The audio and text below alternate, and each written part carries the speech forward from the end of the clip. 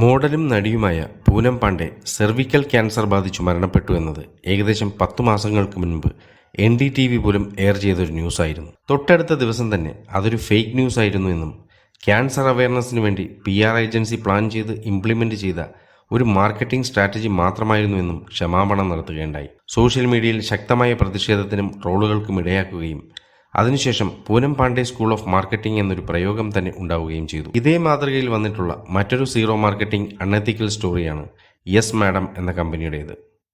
മാനസികാരോഗ്യത്തെക്കുറിച്ച് എംപ്ലോയീസിൻ്റെ ഇടയിൽ ഒരു സർവേ നടത്തിയെന്നും അതിൽ ജോലിസ്ഥലത്തെ സ്ട്രെസ്സിനെക്കുറിച്ച് സംസാരിച്ച എല്ലാവരെയും പിരിച്ചുവിടുന്നു എന്നും കാണിച്ചുകൊണ്ടുള്ള HR-ന്റെ ഒരു ഇമെയിൽ സ്ക്രീൻഷോട്ട് സോഷ്യൽ മീഡിയയിൽ പോസ്റ്റ് ചെയ്യുകയുണ്ടായി. അതിനെതിരെ സോഷ്യൽ മീഡിയയിൽ ശക്തമായ പ്രതികരണങ്ങളുണ്ടായി.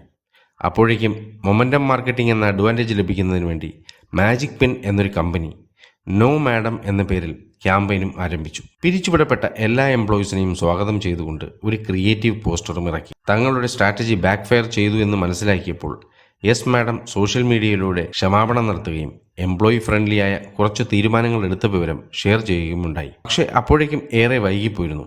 സീറോ ബഡ്ജറ്റ് മാർക്കറ്റിംഗ് അഡ്വാൻറ്റേജ് സൃഷ്ടിക്കുന്നതിന് വേണ്ടി അൺഎത്തിക്കലായ മാർക്കറ്റിംഗ് പ്രാക്ടീസസിന് ശ്രമിച്ചാൽ ബിസിനസ്സിൽ സംഭവിക്കാവുന്ന വലിയ തിരിച്ചടികൾ അവർക്കൊരു പാഠമായി എന്ന് വിശ്വസിക്കുന്നു.